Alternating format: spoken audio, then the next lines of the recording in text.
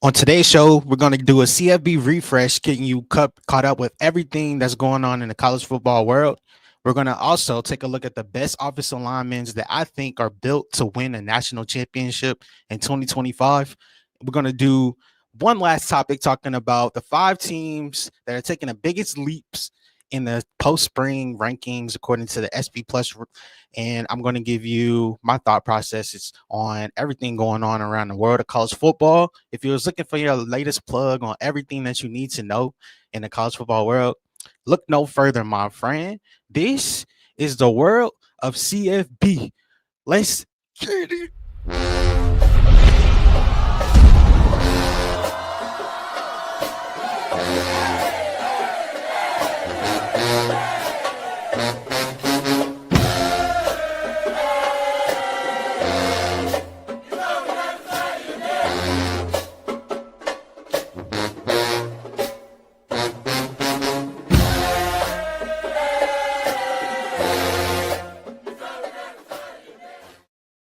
The world breaks everyone, and afterward, many are strong at the broken places. Ernest Hemingway, welcome to another amazing episode of World of College Football, hosted by the lovely Moon.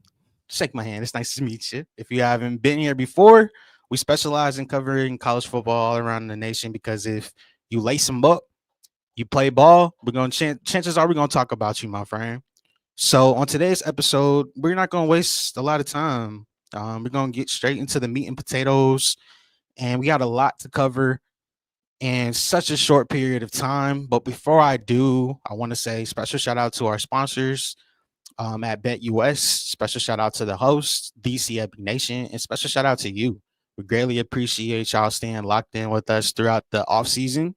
We know that it's not no off season here at CFB Nation, but for the one percenters, the one that's out there that's watching the college football and paying attention to all the things that's going on, we greatly appreciate you being here, giving us your time. So we want to shout out you before we get started.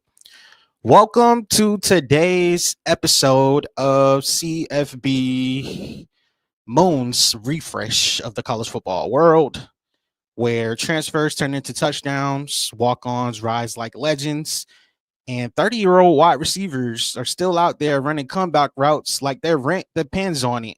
I mean, I just pay mine. Hemingway said it best: the world breaks everyone, and afterwards, many are strong at the broken places.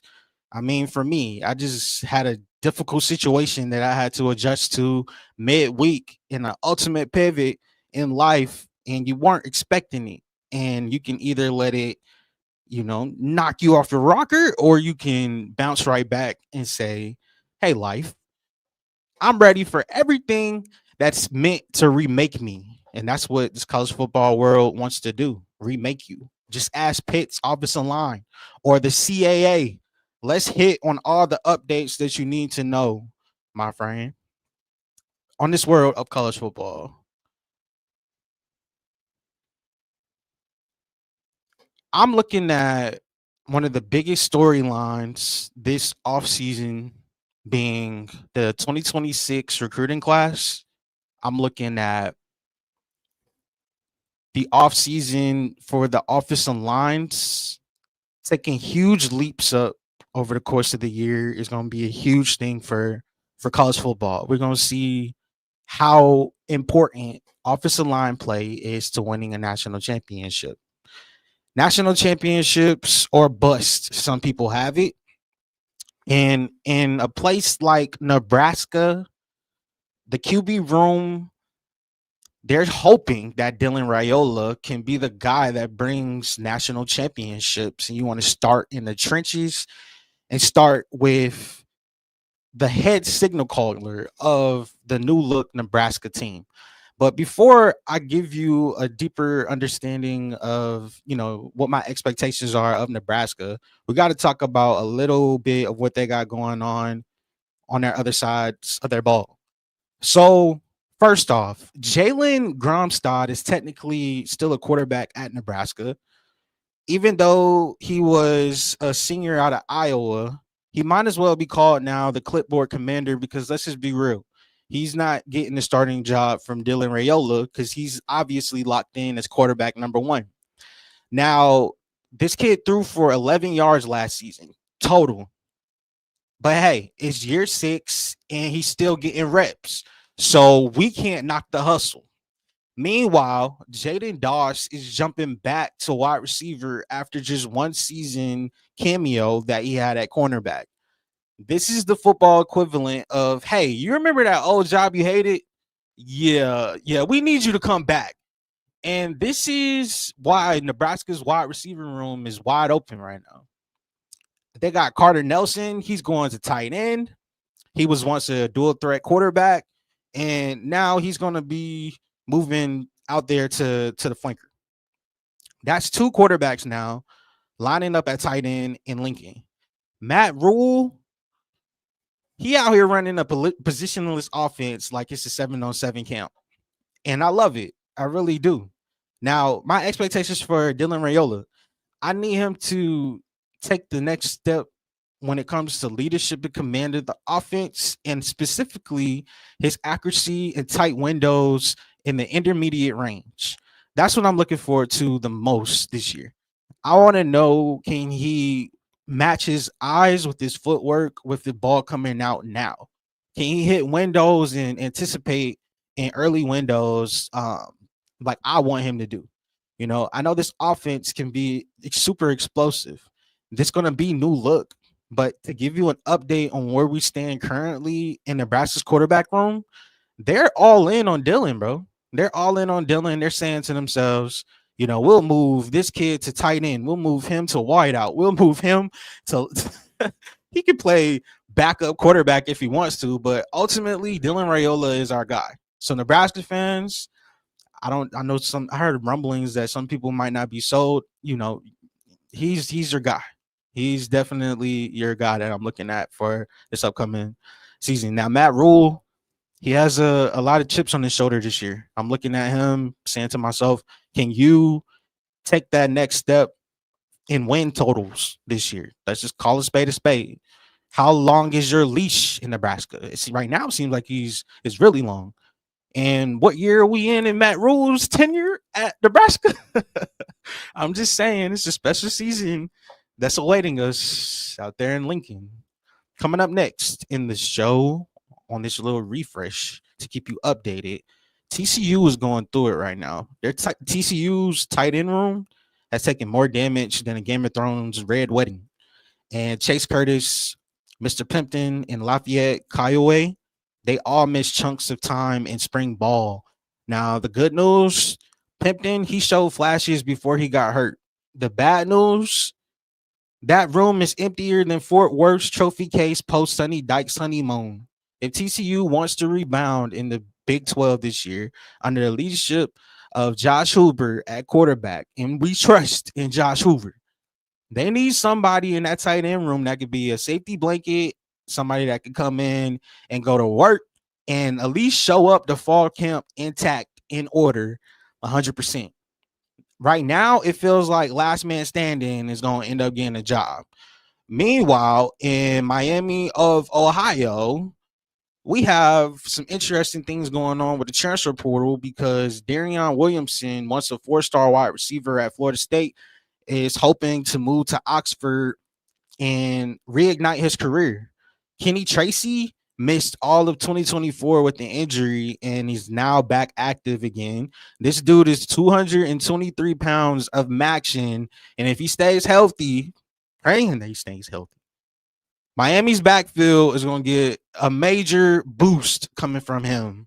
The Redhawks are in the middle of a MAC level makeover, and we got to stay paid attention and locked in on what's going on with the Redhawks.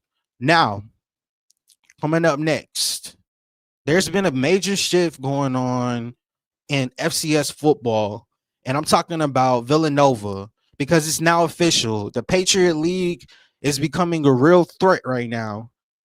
Villanova is leaving the CAA for the Patriot League, joining former CAA staples Richmond and William and Mary.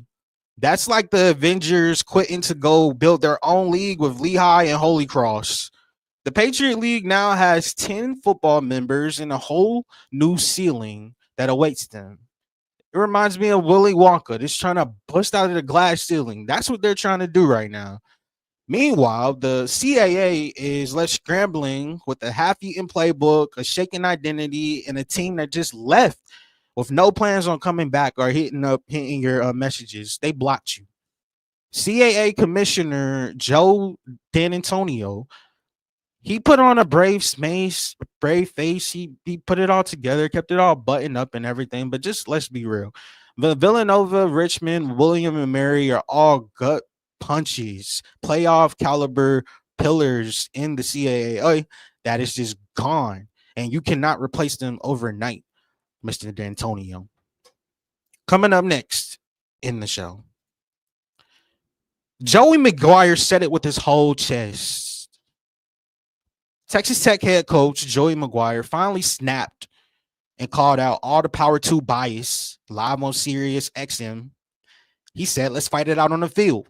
No fluff, no excuses, just smoke. And with the college football playoff going to straight seeding in 2025, the Big 12 might finally have a level playing field.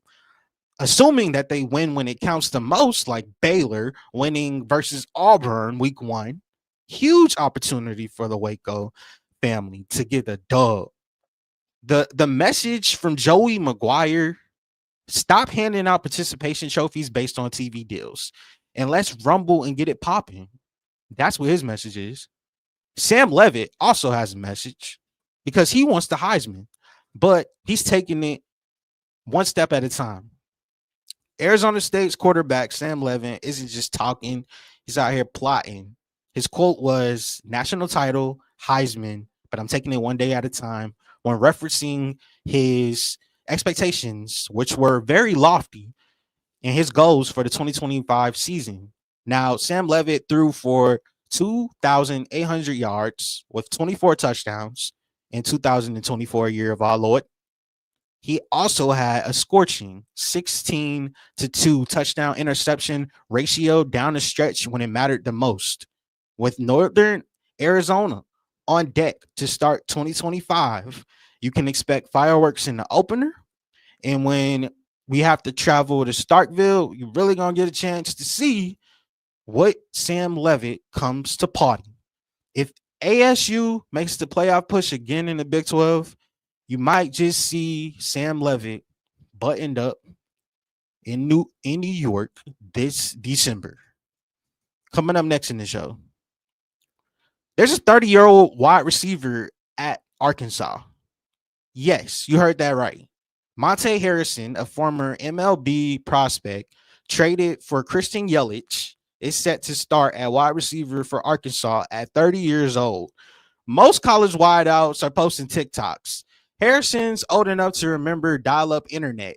And after a career detour through the Milwaukee Brewers system, Harrison returned to football, joined Arkansas as a walk-on, and now he might be one of Taylen Green's top targets. This is not your average cornerback comeback story. This is a redemption arc, a sequel, and I'm here for it. Something that never sleeps, that always takes us by hold, is the transfer portal. The portal had many shakeups just over the last couple of days. Let's get to them. Trayvon Tate, a Division II wide receiver from Clarion, is taking his 1,100-yard season to UTEP in the minors. Trey Kukuk signed with Louisiana Tech from JUCO, another quarterback name in the Conference USA blender that we have. JT Tang, a 6'6" Aussie tight end from Laney College, signed with Troy. That's a whole rugby backline for tight ends is coming to the South and out there in Alabama. Other news, Ryan Jankowski, he left UMass and lands at Rhode Island. He's on his third school in 4 years now. Last but not least, the guy that you see on the screen, Parker Navarro. Apparently, he is healing from a shoulder surgery, and he's expected to be Ohio's quarterback one again after putting up 2,400 plus yards and 1,000 plus rushing yards last year. where we at CFB Nation are hoping and praying for a speedy recovery for Parker Navarro, as we love what he does with Ohio. Let's take a trip and talk about the recruiting class of Ohio State, the Ohio State national champions. Ohio State's recruiting class is starting to get a little scary, bro. They already have Chris Henry Jr., son of Chris Henry, rest in peace. They already got Blaine Bradford. Now they're on the verge of signing Xavier Griffin, a top 30 overall linebacker who could be the next 5-star domino to fall very soon. Alabama, Texas, Florida State, they all want him. But if Ohio State snags him on June 29th, coming up, say less, bro. This 2026 class just might be number one for Ohio State. In more recruiting news, Keyshawn Henderson, the number 4 quarterback in the 2026 class, is not taking any more visits. He shut down the whole entire process. The hometown Cougars are officially locked in with the 5-star quarterback. And Houston, your hope should be locked in too, beyond, just for 2026 and beyond.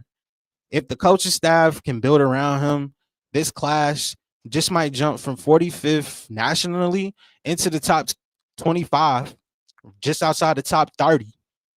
Let's talk about other news going on around the world. The man on your screen is the quarterback for the Pittsburgh Panthers. His name is Eli Holstein. I'm going to give you a little rapid fire mini breakdown of Pitt real quick. Because when I looked at Pitt last night, watching one of their replays of the games from the 2024 season, I noticed that like Desmond Reed was an all-purpose weapon. He put up major stats. The defense was 6th in sacks, 4th in tackles for a loss. They live in the backfield, but it was the offensive line. They gave up 43 sacks total. Now, if I can get some transfer portal upgrades that could come in and gel for this Pitt program, it can be a good year for the Pitt Panthers. What does a good year look like to you, Moon? Well, I'm going to keep my eyes circled on that September 27th date against Louisville, because that's going to have a lot to do on if it's going to be a good year for Pittsburgh or not. But Eli Holstein, the guy on your screen, a lot of the nation is kind of like forgotten about him and forgotten that he's existed because of his injury. Like, he's not like a dog and he just needs to stay healthy. I've been hearing a lot of rumblings and bumblings behind the scenes that this kid is going to break out in 2025.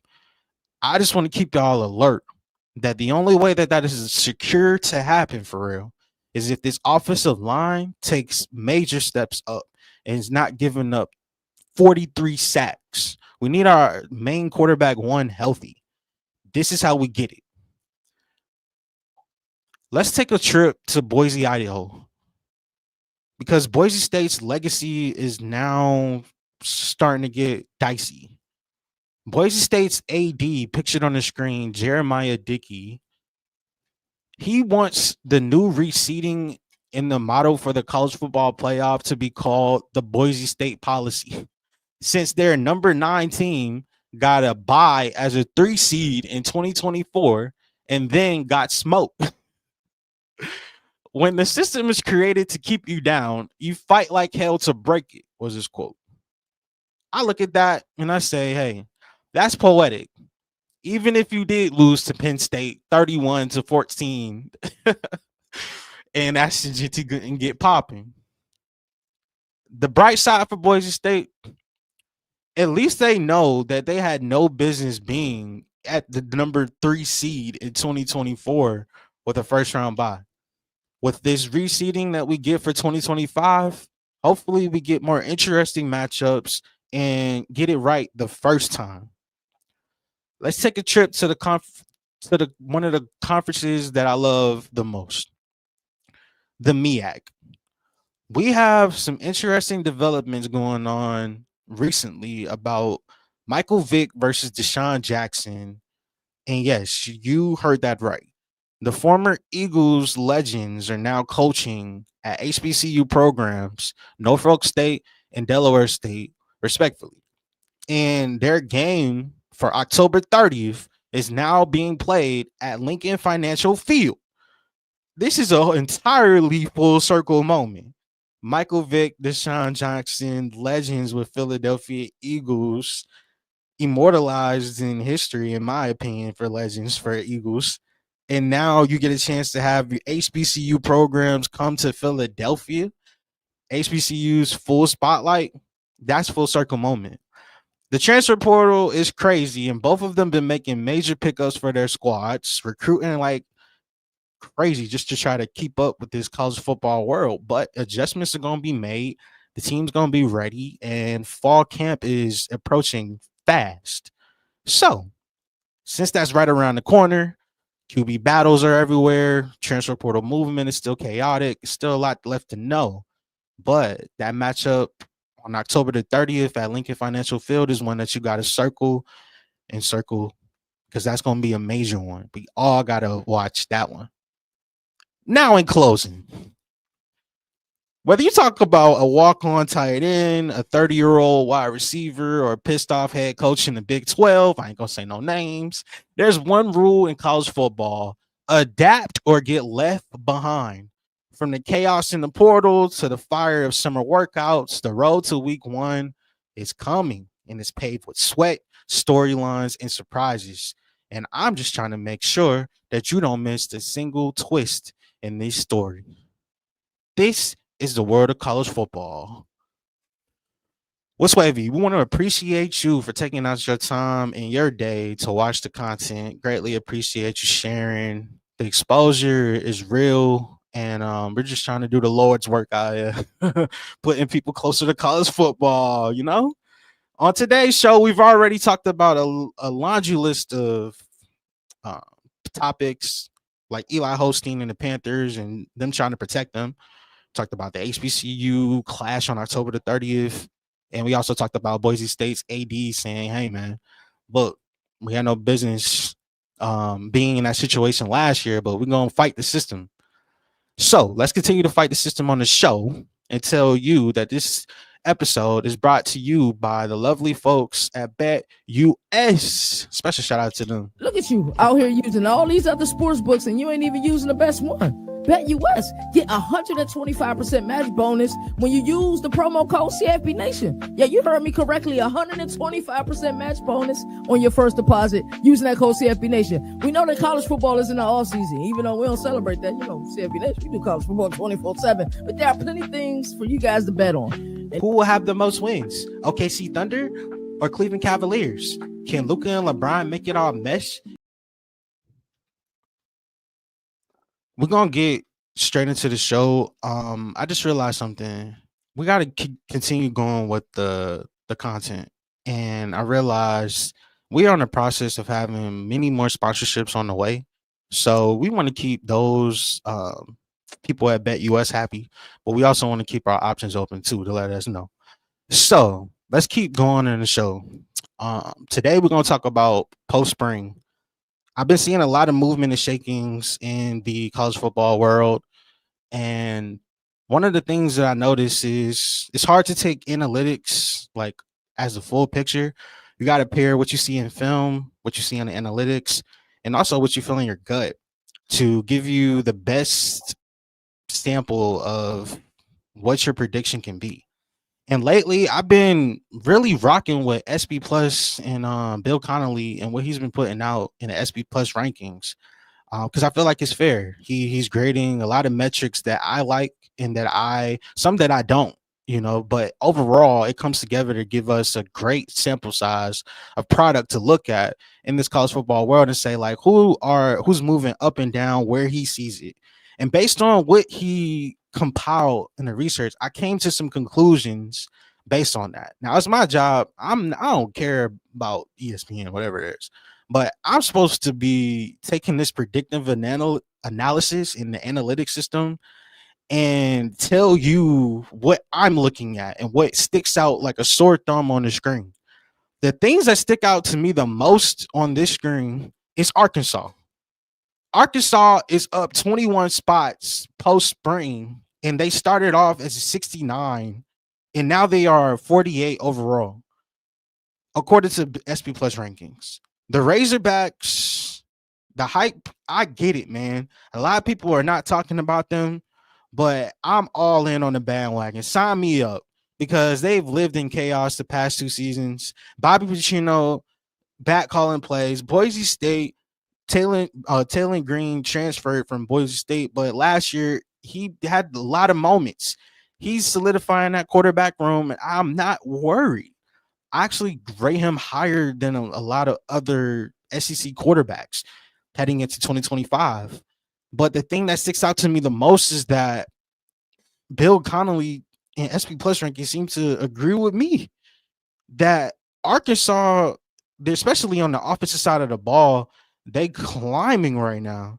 And I'm looking at this unit that's trying to stretch the field vertically again.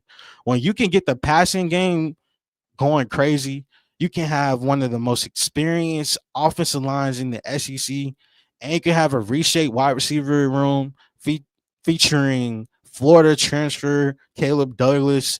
Like, I'm looking at firepower. The defense, they're still gonna be in rebuild mode right now under Travis Williams, but they're showing signs of life. And when I'm looking at this in the start of the spring to the end of the spring, I have a completely different perspective of Arkansas.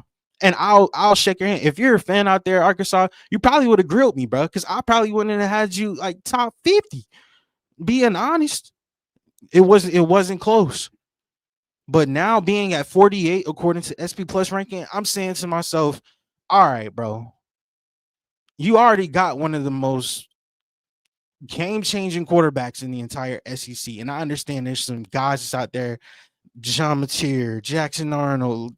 There's just so many. It's not more than the Big 12. But I'm saying Taylor Green is one of the ones. I'm happy going into the season 2025 if I'm an Arkansas Razorbacks fan with Taylor Green. I just need the Petrino fingerprints to be all over it again, man. And allow this offense to just be humming, stretching the field vertically, going over the top, big plays. Let Taylor Green get loose with his innovative creativity. He just has that creativity that you would want. He plays fearless, and he has that juice factor that rubs off on everybody. I need that to rub off on the defense. The defense is one of my major things this year. Am I worried? No, not quite. But they are a team that's heading up in my post-spring evaluation. They up 21 spots, bro. That's a huge leap. Huge leap. Let's talk about another team making a leap.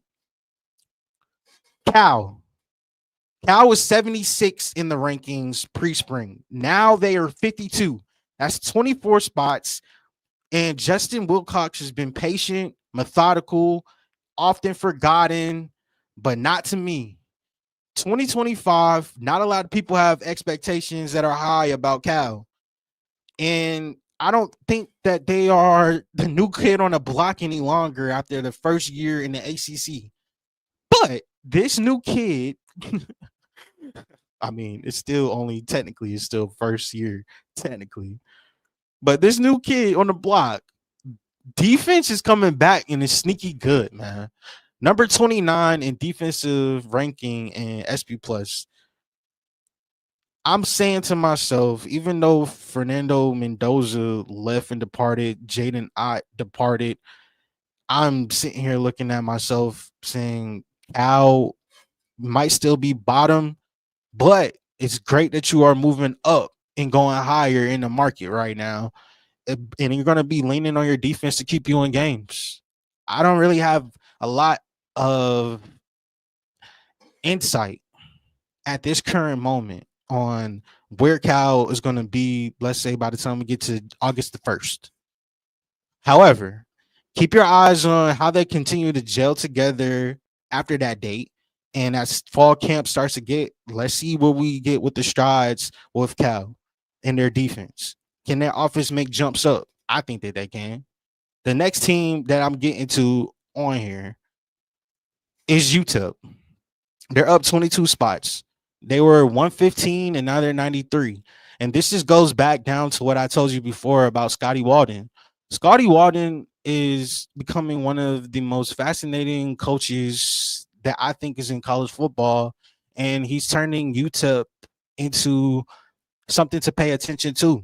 The post spring leap that I'm looking at with them and SP Plus is signaling to me that they brought in a lot of talent. They brought in Malachi Nelson.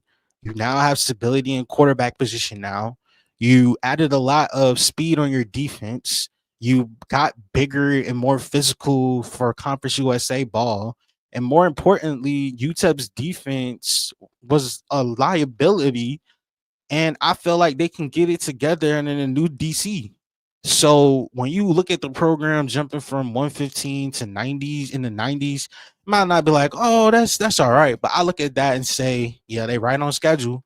They right on schedule. We just got to keep it going because we can only take all of this with a grain of salt.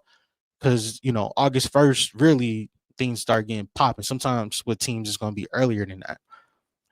Next team I wanted to discuss is Miami of Ohio. They are now at number 65 and they were 85 before. The consistency that we see with Miami of Ohio is one to watch. I think that the SP Plus rankings are starting to reflect what I'm thinking, that if you take out the injuries, you take out all of the things that are uncontrollables, and you look at what is, they're returning a bulk of their team. And I feel like their defense is going to be the reason why their team is so good in 2025. They're a dark horse for the MAC. I was about to say the Mountain West. I love the Mountain West too, but they're a dark horse for the MAC, and I really appreciate looking at them closely because they're one of the CFB nations. They're in our network a lot, so we cover them quite a bit. I'm paying attention. Miami of Ohio. You don't gotta convince me, bro. You don't have to convince me. It's really me trying to convince them that y'all returning a lot. Then you have the next team, Michigan State. They're up 26 spots right now, and Jonathan Smith is going to come into 2025 with the maturing offensive line, some real structure starting to happen in East Lansing, and it just took some time. I think that offensively they can get on track this year. What does that look like? I mean, they're gonna have to lean more on Aiden Childs. They're gonna have to be in a situation where their offensive line takes massive leaps from the inconsistencies that we saw in 2024. The defense, what does that look like? Like I said, I'm looking post August and as we get into fall camp, but after spring, I'm having a more favorable approach in my mind about Michigan State right now. We just got to look at this defense is still a work in progress, particularly at the linebacker positions and cornerback. And ultimately, there's still uncertainty with what Michigan State will be from last year. But if we just look at it with a fresh set of eyes, sometimes you just need to step away from things and like look at things in a fresh set of glasses, fresh new vision on it. I think that the floor for this team is rising and it's getting higher. I don't think that the Big Ten is like, oh my God, Michigan State, oh, we fear y'all. No way, shape, or form, my friend. I'm just saying that in this world of college football, you have to pay attention to those little leaps because you never know. That team might sneak up on you when we get to September. And you'd be like, dang, how did they get here? It'll be because the college football world is always driven by storylines, NIL headlines, deals being made with TV. We always got college football playoff news is breaking every day. But sometimes you have to look beyond the surface and see which teams are making those little strides and even those progressive jumps and stacking the deck. So by the time that we get to August, they can just pour it all out, full systems go, and have the most dangerous kind of momentum that you will want. And overall, I brought up the SP Plus rankings because I feel like it helps us understand development. Because regardless of what people, may like it or not, returning production matters. It matters what your team did and how they maneuvered in the transfer portal. It matters what recruits that they brought in. So I'm using it and saying, yo, those teams that I just talked about, they're going to be better than people think heading into August. My countdown timer in my head is August 1st, because that's when I'm really starting to like pay attention, refreshing all the tabs that I can freaking find, from Reddit to Twitter to wherever I get my information from, and paying attention to around the country and saying who's making those strides in fall camp. Right now, it's the dog days of June. People got breaks right now. We got fall camps. So it's only so much that we could take away. So this is one of those segments that I bring in as a think tank segment, to think outside of the box. The rankings give us a little indication. It's up for us to look beyond the surface with it. This is World of College Football. It's been a jam-packed show so far. I've been having some technical issues with the stream, but I apologize for those. On today's episode, we've already talked about your CFB refresh and everything that you need to know in the nation. From my perspective, stories that I wanted to cover. We talked about some teams that I plan on making some big jumps this year, at least from pre-spring to post-spring to fall camp.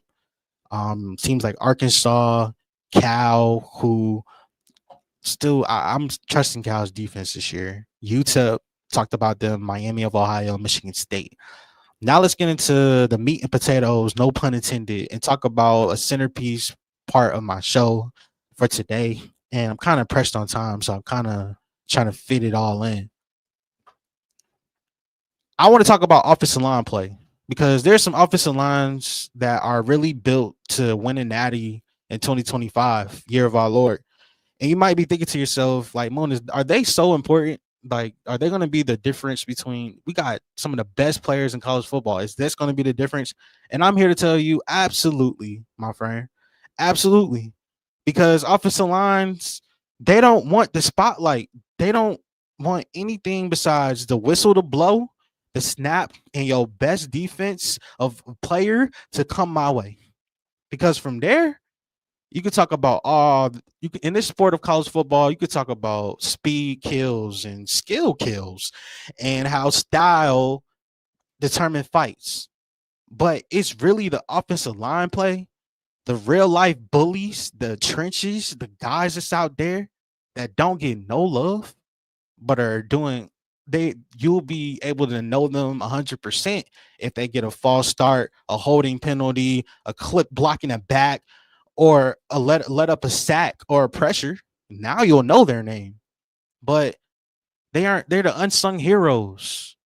And I don't look at them as a position group. I look at them as fortresses, wrecking crews, brotherhoods that's forged in blood and blitz pickups. And they don't get the post-game interviews. They don't go viral. But when the weather turns and your back is against the wall, you're gonna call your offensive lineman, and they're gonna be the reason why on a 3rd down and 2, when the money is on the line and you need to run the football in order to get a win, they're gonna be the reason why you get the job done. They don't get the post-game interviews like that. They don't go viral, bro. But they are the trench kings, and these are the units that I feel like heading into the 2025 season that could win a national championship just based on just the sheer dominance of their lines. Let's start first in Tuscaloosa, Alabama. Alabama is fortifying a wall, and it starts with Caden Proctor. He's a human bulldozer at left tackle. He's seen Georgia's front seven. He's taken LSU's best punch, and he still has not blinked, not a single time. And he's not just a great blocker, bro. He's a body mover. He gets people out the way. He's a pocket protector, and he has some good footwork. He probably got the footwork of a tight end. I ain't saying a wide receiver, but a tight end, though. And he has the power of a freight train. He hits different. You add in Parker Brailsford, former Washington transfer who turned center general. He's going to bring IQ blended with nastiness. And every single snap is going to be put in his hands. Jaden Roberts is a Sunday talent, and he's just hiding in plain sight for us. And he's going to finish the blocks like he insulted somebody. I'm talking pancakes. Cam Dewberry and Wilkin Formby round out the line, and they got something to prove. There's monsters in Alabama, like, and they get a chance to maul without the pressure of carrying the entire offense. But they matter. They matter heading into 2025. Up next, Utah. Utah's offensive line is like an avalanche because they ain't gonna just overwhelm you with an inside zone. It's like a ski slope, steep, dangerous, and straight downhill all day long. It starts with Spencer Fano, their right tackle, who is a monster. He dominates open space, hands violent, his hips low. Pause. His lock, he locks defenders into a phone booth and then deletes them from the frame. Caleb Lomu at left tackle is just as lethal. He's lean. He's explosive as an edge protector, and he already has 15 plus starts underneath his belt. He's the type of nasty streak coaches dream about. Interior of the offensive line for Utah is grown man string. Tanoa Togai is the bully in the middle that you need to know about, and a tone setter, because Michael. When I see Michael back from injury, I clap it up because things is getting unchy right now. Jaron Kump is coming in. He's got 25 games of experience for at center. He's gonna add some juice and pop to this offensive line too, because they're not gonna try to finesse you, bro. They don't fake a jet sweep to try to create some leverage. No, they're going to move you back by 3 yards and dare you to do something about it. And the question is, are you? Chances are it's not gonna do nothing about it. Let's talk about the next one. Texas A&M. They are blue collar, big body brutes that are bullies. And the Aggies probably have the most slept on offensive line in the entire nation, where Amaj Reed Adams on the nucleus, 3-year starter, set the tone.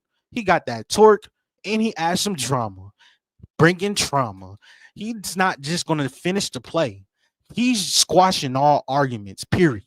Trey Coon, the third, and Demetrius Cronover, they got 30 plus starts together on the offensive line combined. And that's, you talk about protection on the edge. They face smoke all the time playing in the SEC. Chase Bizontis and Faalu, they're going to bring some balance. They're going to add some smarts, some toughness, and ultimately, I don't see any glaring weakness on Texas A&M's offensive line. Every one of these guys has started games, survived battlefields, and returned even stronger than before. And I'm not projecting this, bro. This is proven, war-tested chemistry that Texas A&M has got a chance to experience on their offensive line, and that is just the beginning of it. I haven't even gotten to the full meat and potatoes of it.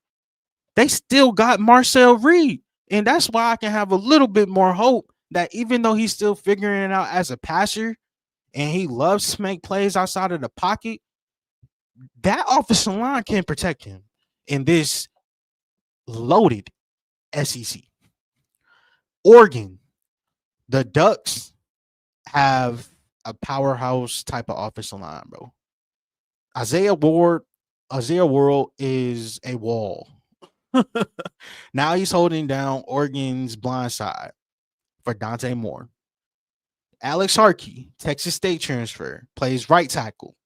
And he looks like a guy that's chopped down trees his whole life, like one of those outdoor wilderness commercial guys that's just ripped and loaded. He's that.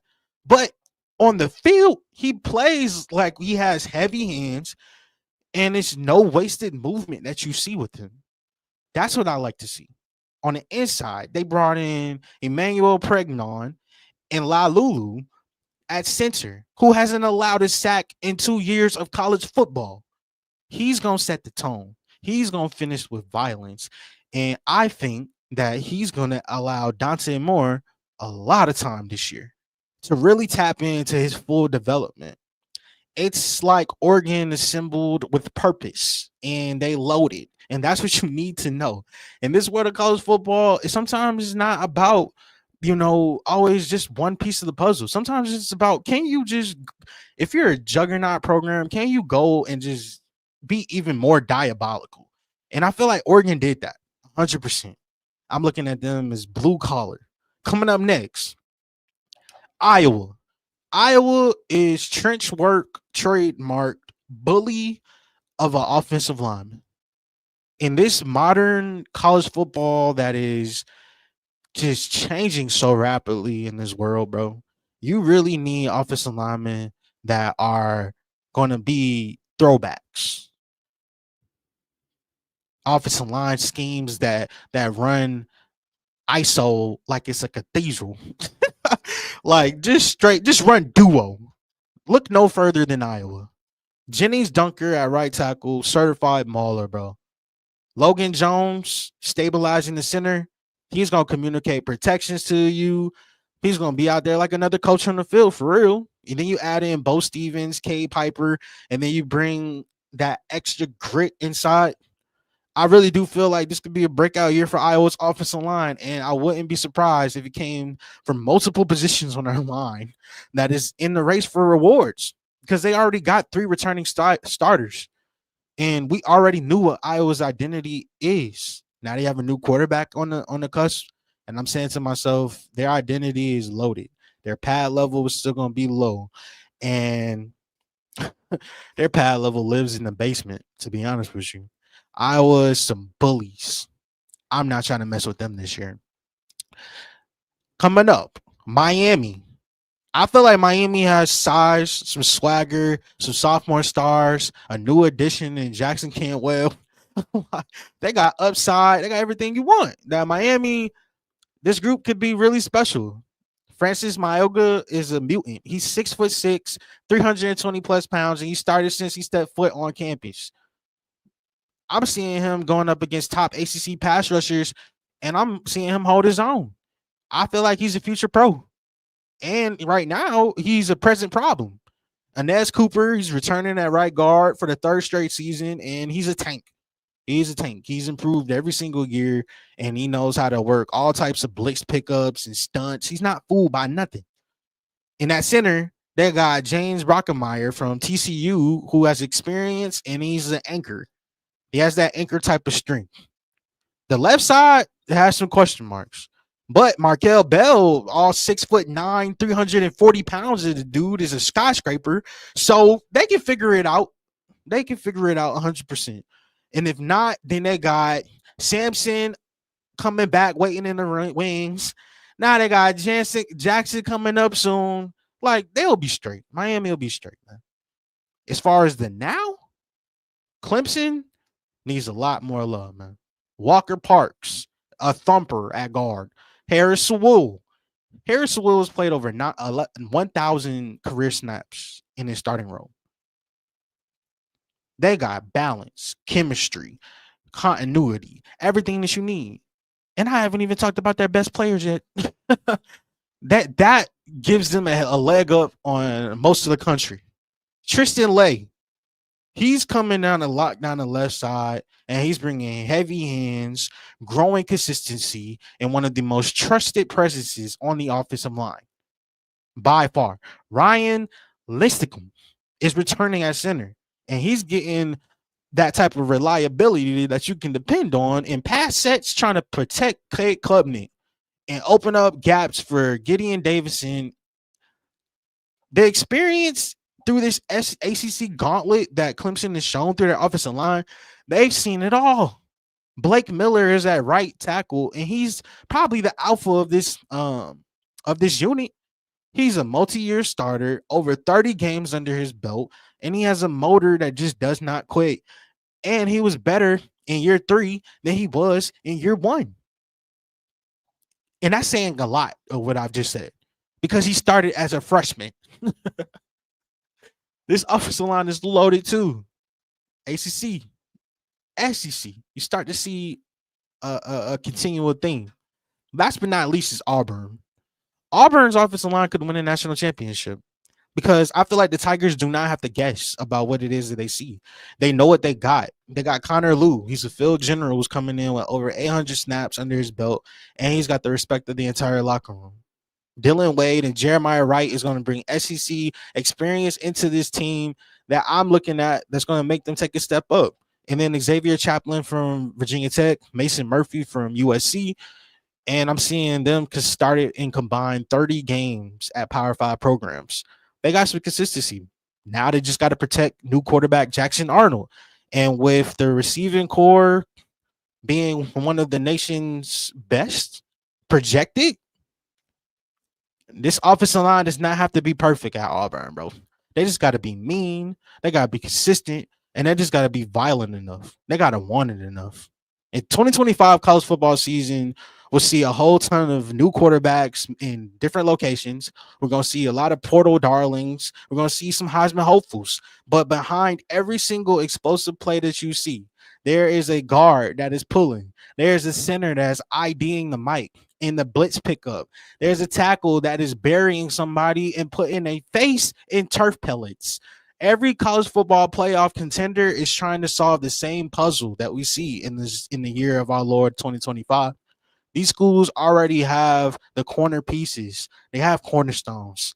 But the real identity of who will win a college football national championship in 2025, the 2026 one, it starts with the men up front. It starts with the bullies. It starts with the guys that make men scared to even get on the bus. It starts with those kids. And I want to spotlight them on the world of CFB. It's been a great show. We greatly appreciate you being here and enjoying your time. Again, I had to fight through technical issues with this show, bro. Like I can't even, it's crazy right now. My camera went out on me, but I could still see like y'all, but I can't see anything. Like everything blacked out for me. So I appreciate y'all working with me through all the craziness and adjustments that we got to do. But I'm still trying to give y'all fire content. Period. Because the season is getting closer and closer. And I got to make sure that y'all know from multiple vantage points to keep you in the loop with everything that's going on. I'm probably going to release this episode. I got to go back and watch the VOD of it to see how it looks, see if I still want to publish it or not. But chances are it still probably came out good. To everybody that's watching, we got a new episode coming up on Monday. Fresh jam pack coming up on the week. It's going to be an explosive weekend in college football. We still got some headlines that's coming up, well, waiting to be broken as far as CFB Nation goes. Special shout out to our sponsors and also Bet US. I ain't mean to do that, bro. My like I said, it was technical issues. But yeah, I appreciate everybody that's watching and sharing the content, showing love, and staying locked in through the college football season. And until next time, my friend. In the world of college football, there's always things that are moving. There's always things that are shaking and going left. It's our job here that if you lace them up and you get a chance to put them pads on, we're going to talk about you. On this episode, where we talked about Delaware State and Deshaun Jackson taking on Norfolk State in Philadelphia, Lincoln Financial Field.